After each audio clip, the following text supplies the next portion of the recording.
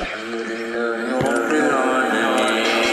الرحمن الرحيم مالك يوم الدين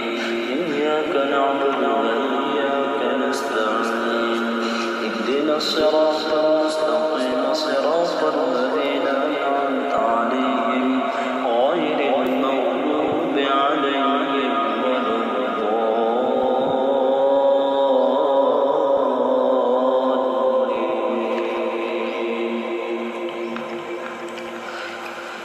هل أتى على الإنسان حين من الدهر لم يكن شيئا مذكورا إنا خلقنا الإنسان من نطفة أمشاج فنبتليه فجعلناه سميعا بصيرا إنا هديناه السبيل إما شاكرا وإما كفورا إنا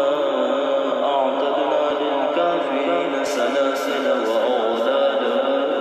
وسعيرا إن الأبرار